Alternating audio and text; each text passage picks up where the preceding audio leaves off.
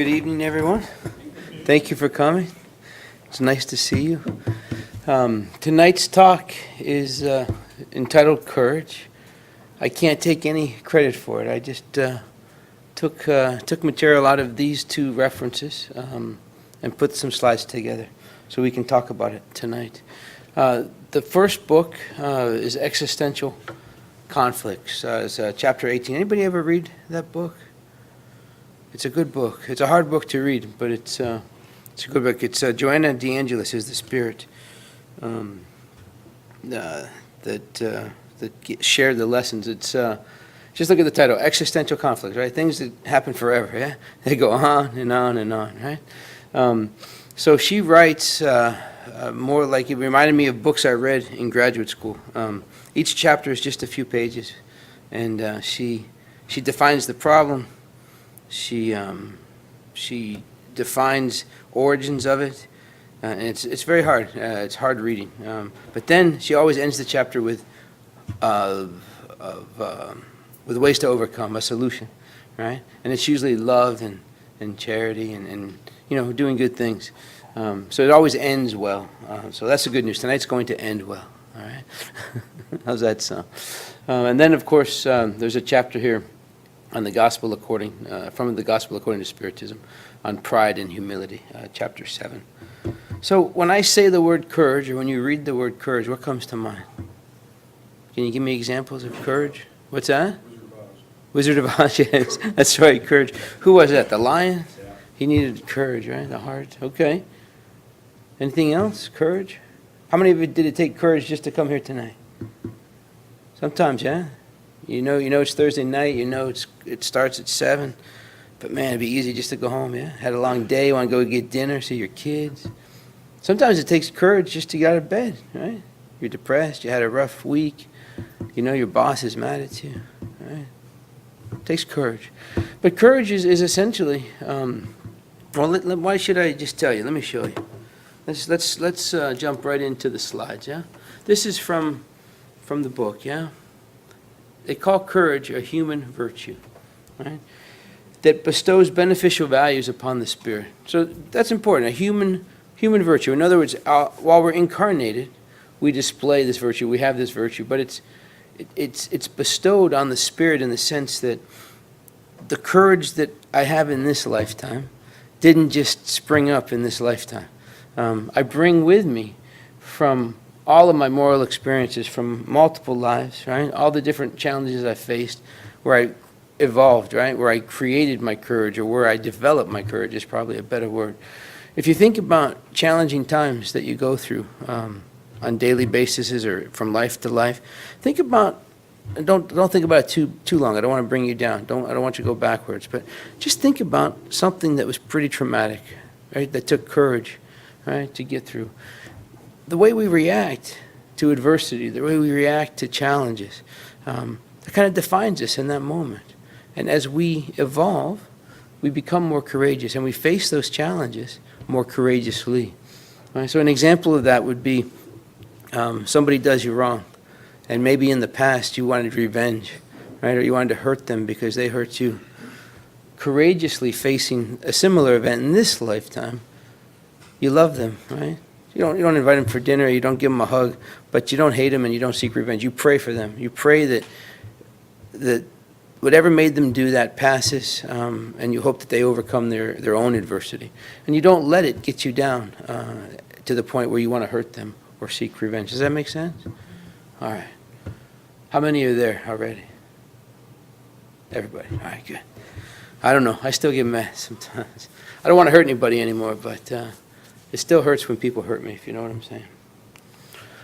So St. Francis is a wonderful example of somebody who gave everything, yeah?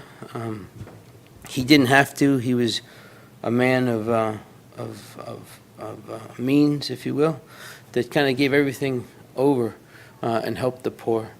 But he himself was challenged with was he doing enough, or what else can he do?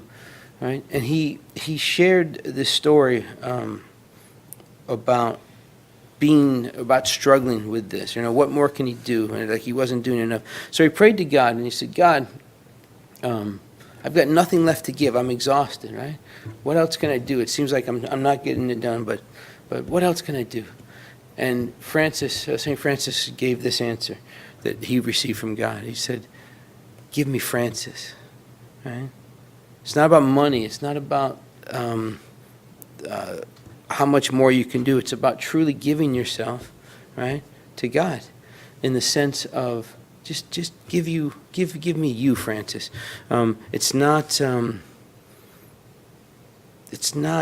necessarily about money or about all about doing more, but everything that you have. Think about your daily life. We all have to do what we do, right? We have obligations, we have families, we have responsibilities. We do have material needs that we have to support. We've talked about that in previous talks.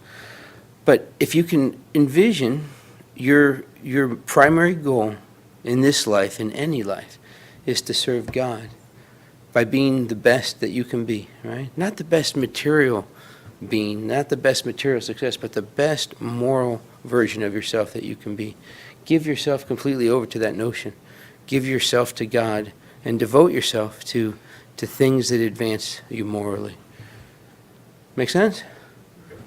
All right. How many of you have done that already? I'm still trying. I'm not 100% there. But I know people that are there, and it's beautiful to see them.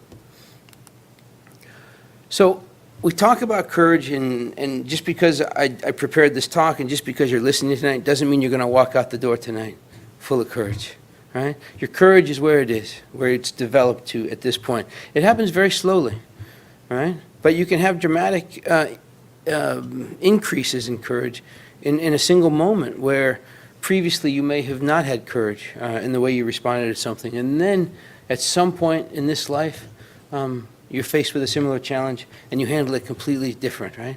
You practice courage in a much greater way. And you grow. And then boom, you're there. And that stays with you. And it continues to grow. In this chapter, they give a great example, right, of Christ. Jesus is the greatest example of courage in practice. He faced a lot of adversity. Would you agree? We're still talking about it today, yeah? We'll be talking about it forever, right? Because it's a great example of courage. He showed us how to face adversity, right? Then they demonstrate or share with us how Judas and Peter are good examples of what a lack of courage can do to people, because they didn't necessarily make the best choices, right? And we've all been in those situations in some way in lifetimes. But the great news here, right, is that each difficult event helps you forge courage, right? Helps you develop. So every opportunity that you're faced with things that seem bad and terrible are perfect opportunities to thank God for the chance to grow and evolve. So they go on to tell us that the strength of courage develops, right, when you or me, when the individual assumes responsibilities. How many of you have kids? Young kids, yeah? Or you've had, they might be older now, but they were young. Remember when they were young? How often did they blame other people or their sister or their brother because, things went wrong, right? I have 3 wonderful daughters, right? They're beautiful. I love them so much. But I see it every day. Juju did it. Gabriella did it. It wasn't me. It was Cecilia, right? They're always, not always, but a lot of times they don't take responsibility, right? Little by little they're changing, right? They're learning. But it doesn't necessarily stop when we get to junior high or high school. I'm 51 years old, right? And there are times I catch myself, I didn't do it, right? But I did, in a roundabout way, it's my fault, right? Ultimately, when the individual takes responsibility for their actions, that's when courage starts to develop and evolve. When we stop passing the buck, when we stop blaming circumstance, or we stop blaming the actions of others as to why we did this or didn't do that, is when courage develops. And it happens, like we've said, right, over successive periods, days, weeks, decades, lifetimes. All right? The great thing that we know with the beauty and the gift, the responsibility, if you will, of reincarnation and free will is we don't go backwards. Right? Wherever we end this life, right, we take that level of courage, that level of moral development with us. And it keeps continuing to grow. Right? So every time we come back, we continue to develop and not go backwards We may grow slowly. We may grow painfully, but we grow. They go on to tell us that courage is an act of moral bravery. Sounds really huge, doesn't it? Moral bravery. Right? An act of moral bravery. Because it's easy to lack courage. It's easy to take the low road, right? It's easy to run from the right thing to do and take the easy route, right? But to practice courage, to act courageously, is an act of moral bravery. And it's a virtue, they tell us, that should accompany human feelings. Doesn't always, right? But it should accompany human feelings. So events that hurt the feelings, anything that generates a disturbance, anything that threatens your mental balance, right? And think about all the things we face on a daily basis. There's always things. We're inundated now on a regular basis. How many of you ever track how often you look at your social media or your email, right? There's always bad news out there, or people trying to hurt you. Not hurt you, but pollute your head, right? We're challenged constantly to keep a mental balance. So those are all opportunities to test our courage. Somebody told me, I haven't checked this out yet, but I guess the latest updates with the iPhone, you can now limit access. You can track your access to social media and set limits. I want to check that out. I want to see if I can limit myself. That would be courageous in and of itself, right? So the elements of courage, it's self-awareness is a big piece, right? It's comprised with elements of self-awareness and understanding of his existential meaning. Additionally, moral courage calms down organic reactions, because at our base level sometimes we still act instinctively, right? From that fight or flight mechanism, that limbic system, that innate animal instinct to survive, to protect ourselves, right? It's there, right? It's in our DNA, right? It's a human thing. But when we practice courage, when we develop moral courage, it kind of calms down that moral reaction. We don't just react. We don't just respond. It also helps us avoid feelings of sorrow. Helps us reduce our desire to seek revenge against those that have harmed us or hurt us. And it reduces hate and internal turmoil.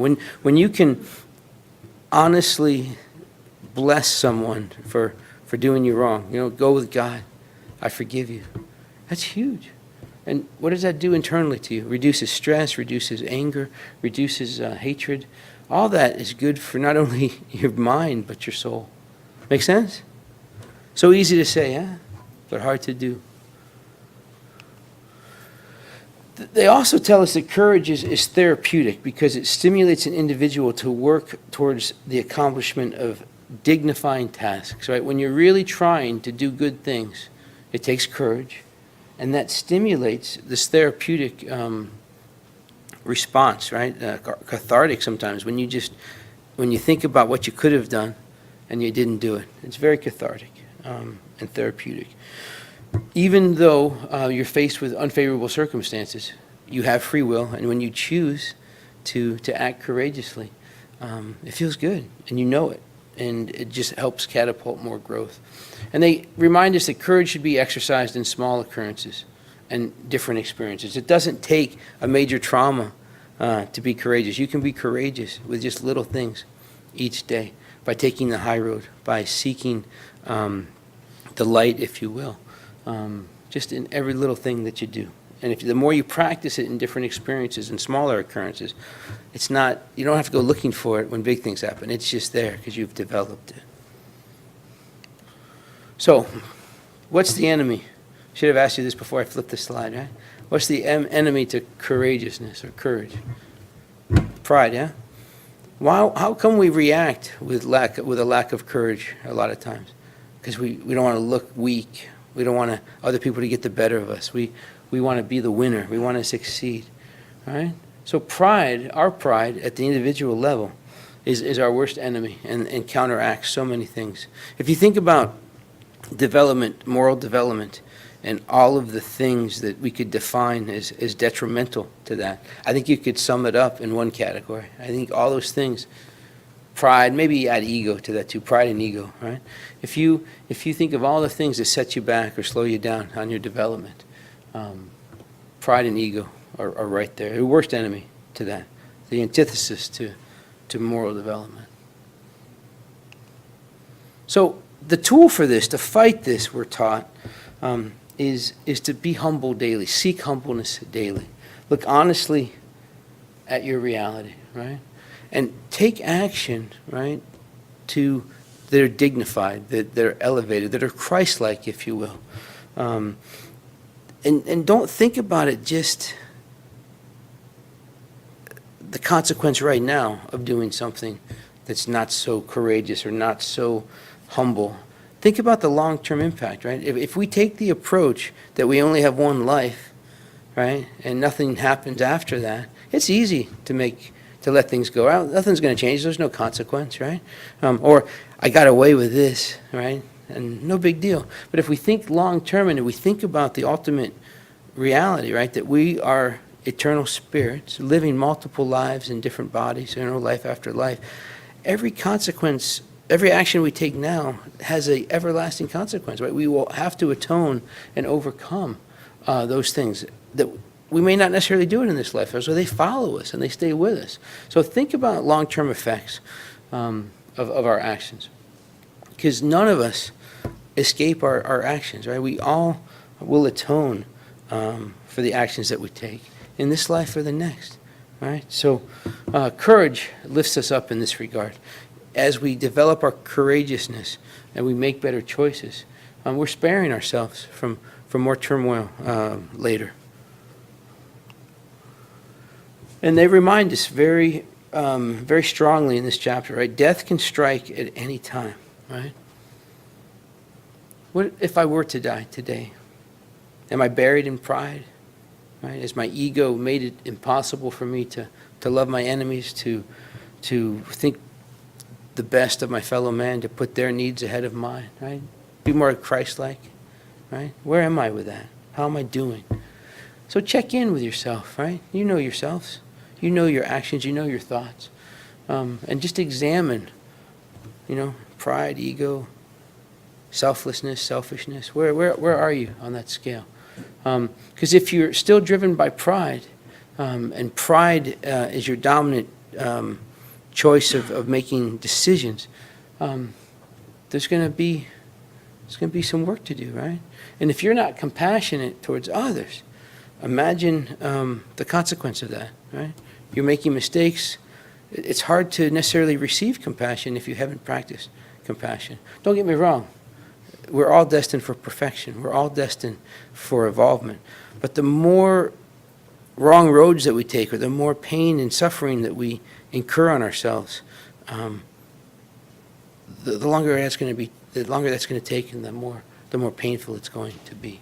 So the more we can be compassionate towards others now, the more we can act from a place of love as opposed to ego and pride, the easier that road will be. So we're encouraged, if you will, to thank God for injustices that we face. Think about things that go wrong for people. I've told this story before about a spiritual teacher that I listened to, right? Prolific author and a speaker on personal development, had a stroke, right? And he thanks God for it every day.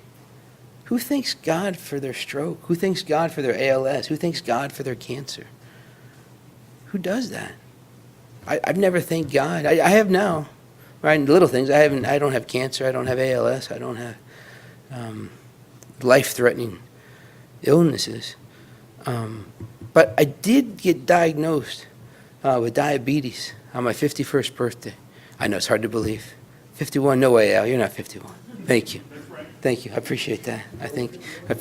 I'm only 51. Yes, I'm only 51. I love you, man. That's good. But now remember, this guy who thanked God for his stroke, I'd listened to him before my 51st birthday, and I was amazed that he could do this, right? And I never thought much about it before then, but I find myself thinking about these things now. So I never forget. I'm in my doctor, and it was literally my birthday. It was December 18th. You don't have to send me cards. Don't worry. But it was, and I had my doctor's visit. I had my blood work done the week before. My doctor at 8:30 in the morning. New doctor too. I'd worked with this guy for a while, but he had only been my primary. My doctor had retired. So this was only like my second visit with this guy, and I'll never forget. Very, very, not cold, but just very direct. Al, you have diabetes. It's like his second sentence after he said, "Good morning, how are you?" Al, you have diabetes. Just straight, cold face, just not cold, but serious and direct. It's like, oh my God, I have diabetes. And for those of you that don't know a lot about diabetes, it's bad. It's terrible, terrible epidemic, and it's growing. So I see the impact on my patients, right? I work with older people, and you can see the progression over the years if they don't control it, right? It's like, my God, I don't want diabetes. No way. And it was amazing. In that moment, in that second, it's like I did it. Thank you, God, right? Because it dawned on me right then, I have an opportunity to change, to grow, right? So I'm proud to say, and it's funny, he wanted to put me on metformin, like, he was going to write the script. I said, Doc, can you give me 6 months? So again, very professionally, he says, I'll give you 4. Right? So it's okay. I got 4 months. Thank God. I'm gonna change my life. So I don't tell you this story to boast, right? But it's just an example in my own life. In 4 months, I lost almost 30 pounds, right? I changed my diet completely, and I went back at 4 months, and he was shocked, right? I reversed diabetes, right? So thank God for my diagnosis, right? Because it changed my life, which impacts my relationships at work, impacts my relationship. I can play in the yard with my kids now and not be winded because I'm in better shape, I'm healthier. That has long-lasting effects on my relationships with them, right? And other people in my life. So thank God, right? And that's what they're telling us here. Suffer injustice because no one's doing anything to you per se, right? I brought diabetes on myself because of decades of terrible eating and lack of exercise, right? I did it to myself. It wasn't because of the food laws. It wasn't because of this or that. It's because I made bad choices. Just like when we experience bad actions from other people, just remember that all this stuff is intertwined. And whatever's happening to you directly or indirectly from previous things that you've done, you're exactly where you've put yourself, cause and effect. So thank God when you seem to experience what seems like an injustice. It's an opportunity to correct a wrong, to right the ship, to practice courage, right? To be indulgent towards their faults, right? To forgive them, right? Because we're not without our own faults. And to show this person that's hurt you, or this disease that seems to be inflicted on you, to show them love and humbleness. I love the fact that I got that diagnosis, right? Because it changed me. That guy I told you about, Ram Dass, right? Thank God for his stroke, right? Because it changed him. It made him go within and face life in a completely different manner. A gifted speaker, a gifted writer, now is totally dependent on other people in so many ways because the stroke limited him, right? So thank God for the injustices or the trials that you face. And remember that what other people do to you or what they say about you doesn't define you, right? It's their free will. It's their choices. It's their actions, right? As long as your conduct is clean, you've got nothing to worry about, right? There's no consequence there for you other than more growth, right? And you'll be able to withstand those offenses that you suffer from other people simply by staying humble, not letting your pride guide you, and not trying to win, if you will, in the sense of the pride race. I'm better than you. You're not going to beat me. I'm going to get you back, right? Don't be that guy or girl. Be humble, right? Because in this humbleness, in this giving yourself completely to God, right, and following the example that Christ gave us, we have the strength, right? Because we're growing, and we're not letting others bring us down. Does that sound too simple? It does, right? But it is. It's that simple. Yet, it's that complicated, right? And this is a tough slide, right? But she asks this. Joanna DeAngelis asks the tough question. She says, does Jesus have to come again? Right? He came. He walked the earth. He died. Right? He lived a life of beauty in the sense that he showed us how to live. He gave us his divine laws. Right? But yet we're still killing each other. We're still abusing each other. We're still trying to take land from others, money from others. We're still trying to get ahead of them on I-4. I did it this morning. I'm guilty. Right? I didn't practice patience. But the point is, he did all these things, and we talk about it. It's proliferated around the world. We've got all these books. We talk about it every week. And yet, humanity as a whole seems to have forgotten this in some ways, right? What if he did come again? Would we reject him again? Would we crucify him again? I don't know the answer. It wouldn't be the same way. I don't think we crucify people anymore. But I would imagine he would be accused of blasphemy again. I would imagine that we would, in a modern way, somewhat put him through a crucifixion again. I would hope not. But I don't know if how it would go. What do you guys think? Would we accept him? Would we turn away, or would we accept him? I don't know. I think the world's getting better. Do you agree? There's definitely less violence compared to 200 years ago. There's definitely more of a transformation, I think, where the world is growing. But we still are not following his example as much as we probably could. So the good news is, right, that he left us his doctrine. He gave us examples of all the virtues, even though we disregard them, right?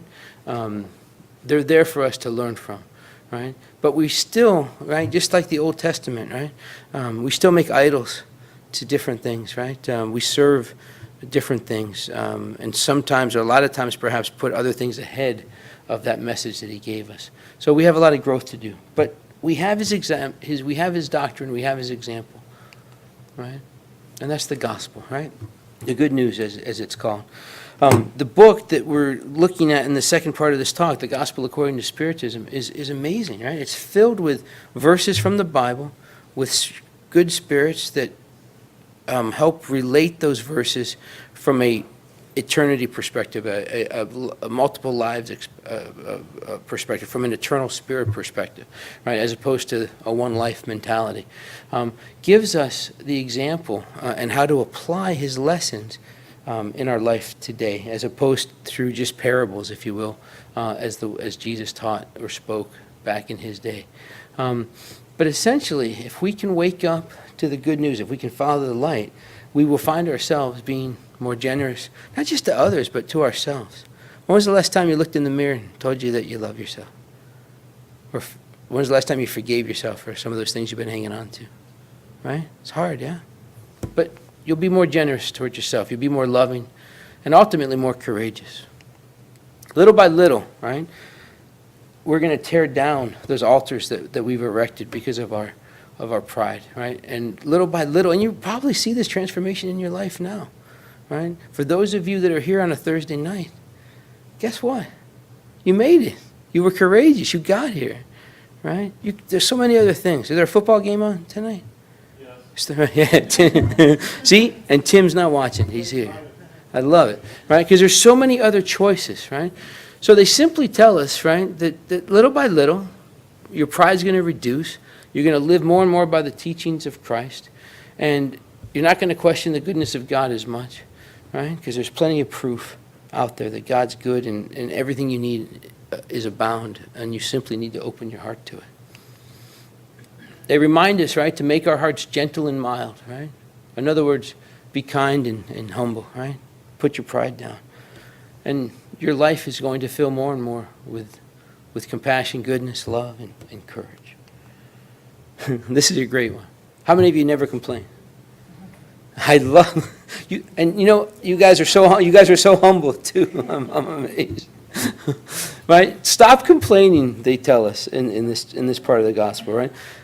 The world doesn't want to know about your afflictions, right? Stop complaining, right? You only have yourself to blame for these things, right? Because of choices you've made. Stop complaining. You've ignored the divine ethic of Christ, so don't be surprised when the cup of wrongdoing overflows on all sides. That sounds harsh, right? But then it's truth and it's gentle. It's thank God for that, right? Because, yeah, you know what? It is my fault. What can I do to lighten my load? What can I do to improve my situation? Follow the example of Christ. It's that simple, right? It's that simple. And ultimately, they remind us, right? Pride is the root of all your problems. So if you can devote yourselves to overcoming that, it gets easier. Otherwise, you're just going to keep perpetuating harmful effects. And there's only one way to do this, they say, right? Take Christ's law as your one rule of conduct. And this is awesome, right? Stop placing more value on things that are pleasing to your eyes and your senses, right? As opposed to things that are pleasing to your soul. Think about that. All those things that feed our pride or our senses, right? Sometimes are counterproductive to our soul. One of the ways we are instructed to do this is cherish the godly person, right? Not the celebrity, right? How many of you follow all the movie stars and the popular people? Come on. Once in a while? No? Good. All right. But that's okay. I guess it's okay to check in. But it's amazing. I can remember, even my kids, I can see this. I guess it's part of age in some degree. But think about how much time, how much money, how much coverage celebrities get in the media and on Facebook and all these different social medias, right? The world is fascinated with celebrity, right? Not so much with God, right? It's changing a little bit. We see more stuff about spirituality in the media. We see a lot more stuff about mediumship in modern television. So there's coverage there. But we spend a lot of time looking up to people that are rich and famous, as opposed to that humble person that serves others. Don't beat yourself up, though. We just point this out as a way to kind of improve. Never forget, right, that this state of affairs is a sign of moral decay and decline. When pride reaches an extreme, it indicates an imminent transformation for divine justice to correct the proud. So the higher we get, the more proud that we become, there will be a fall from that. And when it happens, what are we going to do? Thank God, yeah, for the challenge, right, for the trial, for the tribulation. Because correction's going to come. We can fight it all we want. We can postpone it. We can put it off. We can deny it. But there's no escaping evolution. There's no escaping evolvement. We can do it slowly and painfully, or we can lighten our load, right, by reducing selfishness and doing our best to follow Christ's example. So we're asked, right, as humanity's asked to renew our courage, right? God's given us a powerful cure for our sorrows, and that's simply, or difficultly, however you want to look at it, to follow the light. What would Jesus do, right? How would he respond to whatever you're facing? And the answer is pretty obvious most of the time if you ask. And the help and the assistance that you need is right there. How many of you believe you have a guardian angel? Most of you, right? Right. I saw a great picture on it. I didn't have time to transfer, but here I go talking about Facebook, right? Social media. Why am I wasting my time? But there was a picture of an angel, like that traditional angel with wings, like a statue, and she had her head down with her head in her hands, and the caption said, "I'm pretty sure my guardian angel looks like this a lot of times when she's watching me, right? Because of the choices I make, right? But if you believe in this guardian angel, which I do for sure, I think we all do, right? What we have to remember is that guardian, that mentor, is always there for us. Doesn't mean they're with us side by side all the time. When we're ignoring them, when we're not following the light, when we're making bad choices, they're within reach. All we have to do is ask. Right? Stop and ask. The intuition, the positive energy is there for you. But you can definitely push them away. Right? They're not going to force you to follow the light. They're not going to force you to follow the example of Christ. But they're always there to assist you if you simply open your eyes, ask, pray. Right? and try to renew yourself. They remind us that the greatest among us, right, is the humblest of the humble, right? Not the loudest, not the richest, not the person with the best clothes or the nicest car or the biggest bank account, right? The humblest of the humble, right? The most love in the afterlife is he or she who has loved his or her fellow humans. So one of the objectives here is to love people. Love the strangers, love the enemies. We are all brothers and sisters, right? Created identical in that first life, simple and lacking knowledge, right? That first life. And each of us right now are at a different point in the journey, but we started in the same place, right? And with the beauty or the law of reincarnation, there is no unfairness, there is no injustice. We're exactly where we put ourselves, and we're each helping each other on the path. I can't do it without you, you can't do it without me, in general terms, right? But the guy or the girl that gives you a hard time is doing you a favor, right? They're helping you grow. We count on each other. We need each other. And then they remind us, right, the powerful on earth, right, that abuse their authority, right? We read about this all the time. We experience it in our job sometimes, right? People take advantage, perhaps, or they don't use their power for the betterment of people that serve them or work for them, right? Very bad, right? We have to respect and not abuse our authority. And then, finally, the Gospel according to Spiritism, in that chapter on pride and humbleness, reminds us, right? If you think about humbleness of heart and love, they're like two siblings, yeah, brothers, sisters, what have you. They go hand in hand, and they work together, right? When you practice humbleness, right, when you're humble of heart, and you love, right, others, and yourself, obviously, it's the best means of attaining grace from God the Eternal, right? The more you love, the more you forgive, the more you reduce your pride and your ego. What happens when you do that? Can you be loving when you're hating? Can you be charitable when you're being selfish? Can you grow when you're holding other people back? See the point? Right? It's impossible to be truly loving if you have hate in your heart. Right?